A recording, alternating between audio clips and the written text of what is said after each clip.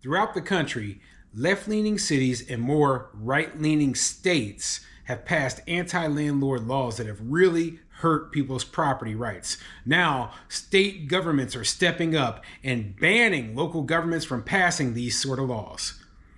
I'm Tony, and this is Real Estate Investing and Landlord News.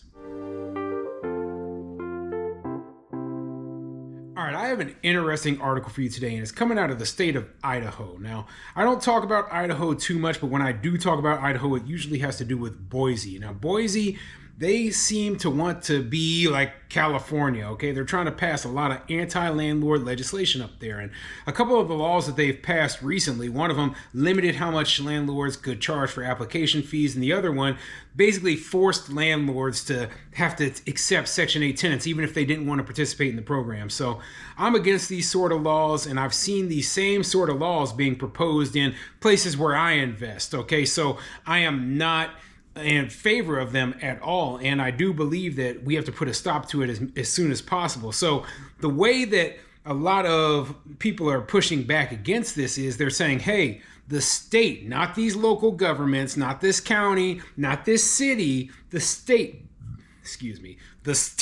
is the one who should decide what the landlord and tenant laws are, and all of the municipalities within the state should abide by those laws. That way there's no confusion, there's no question of what's right or wrong. Everybody plays by the same set of rules, and I'm in favor of this because in particular, it seems like on the local level, there are a lot of far left-leaning radicals who want to push socialist policies such as rent control and, banning evictions, crazy stuff, right? And they're slowly building up to that. So we need the more balanced minds of the state government saying, hey, what is the best thing for the state overall? To step in there and say, yeah, these laws, we just can't have them. So before I get into the article, go ahead, hit the like, subscribe button, and leave a comment down below and let me know what you think.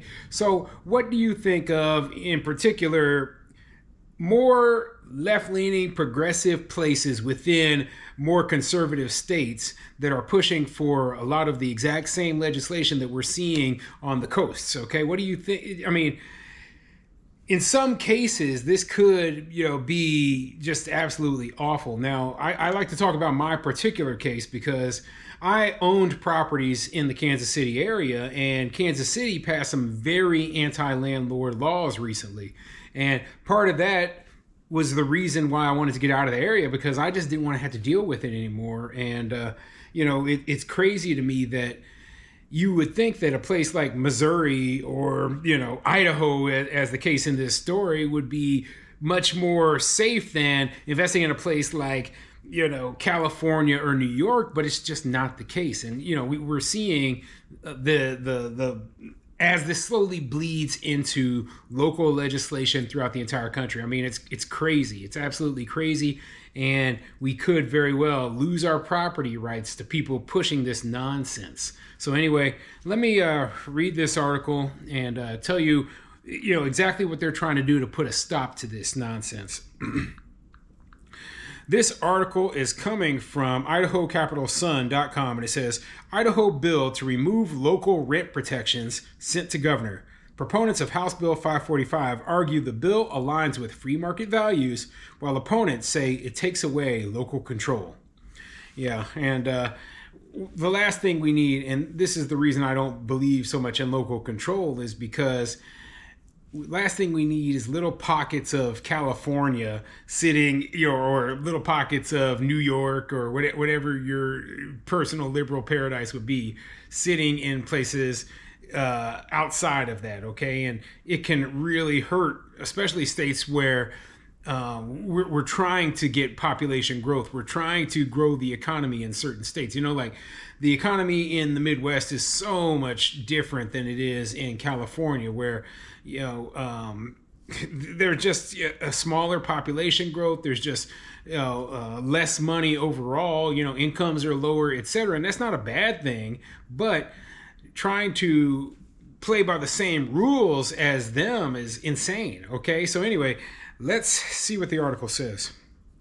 A bill that ends Boise's Section 8 and rental application fee ordinances is headed to the Idaho governor's desk after passing both legislative chambers. House Bill 545 passed the Senate in a 26-9 vote Monday afternoon. Senator Doug Okuniewicz, sorry if I butchered your name, sir, a Republican from Hayden, opened the debate, noting that its purpose is to prevent local governments from enforcing local rent control ordinances. A local government unit shall not enact, maintain, or enforce an ordinance or resolution that would have the effect of mandating Idaho property owners to be forced to participate in an optional federal housing assistance program or any other program or law that would otherwise regulate rent fees or deposits charged for leasing private residential property, according to the bill. Now, that's very good wording because, it doesn't just say, hey, landlords don't have to participate in Section 8, but any of these programs that, follow this here. So if they try to change the name or, try to change little things, but it's essentially the same program, well, guess what? Landlords shouldn't be forced to participate in that. And I'm glad. I'm very glad because, like I've mentioned before, I was a Section 8 landlord. Okay, I am no longer a Section 8 landlord as I have sold all of my properties in the Kansas City area.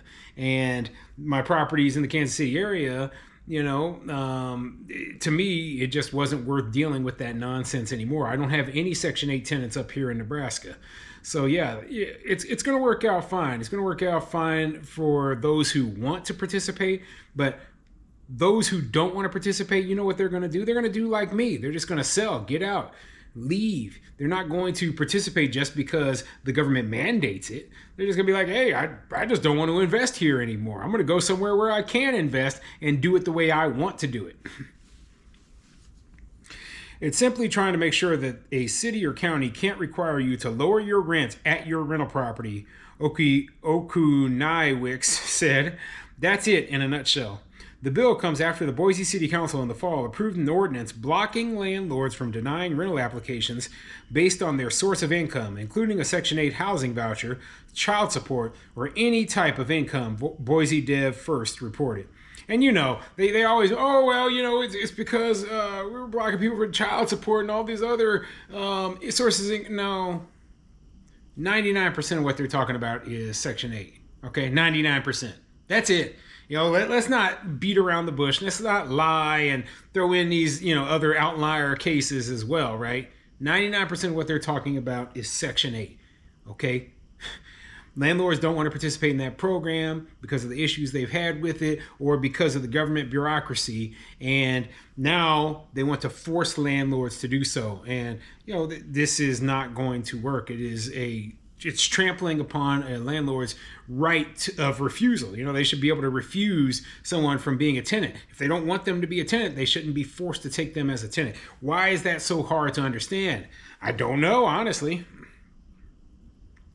Many Idaho landlords testified in favor of the bill during the testimony process, arguing they should not be forced to accept federal housing vouchers by cities. Meanwhile, Boise City Council member Jim Halliburton testified that the ordinance that inspired the bill was crafted to ensure people with Section 8 vouchers would not face discrimination from property management. During the floor debate, Senator Ali Rabe, a Democrat from Boise, said she feels the bill is targeting her city and the people she serves every day. Rabe is the executive director of Jesse Tree, a Boise nonprofit aimed at preventing homelessness and eviction. So I'm not surprised that somebody who doesn't work in a free market, okay, somebody working for a nonprofit, most of these nonprofits are, if not fully funded by the government, right? And that's the secret behind a lot of these nonprofits, right? They get a lot of grants and such from government, not from private donors, but from the government itself paying the nonprofits. So they're essentially an arm of the government, and they're going about their thing in a way that pushes socialist policies, right? And so when they say, oh, we want to prevent homelessness, in their mind, the solution to homelessness is to just give housing away for free, when that is obviously just not going to work because it creates a cycle of dependency and it doesn't solve the underlying issues that cause the homelessness in the first place, okay?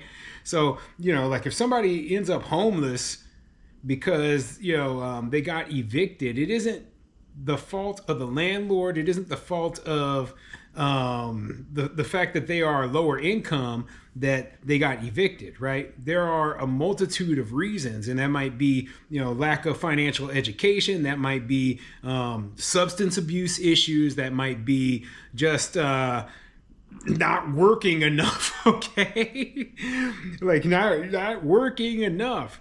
And yet, instead of trying to solve these real problems, right, real problems that can be solved but are more difficult, they try to solve, well, the housing. Like, the housing is a symptom of the problem, and that's why you could throw money at the problem all you want, and you're just going to end up with a whole bunch of people who, their problems aren't solved, and they're still destitute, they're still poor. They just happen to have a roof over their head, however temporary that might be. So anyway, good for the state of Idaho for pushing to basically ban cities from passing these ridiculous laws. I'm sick of it. I wish that they would, make a preemptive strike and do that sort of thing here in Nebraska, so that I never have to worry about such a thing, because I can tell that I'm eventually going to be fighting this exact same battle.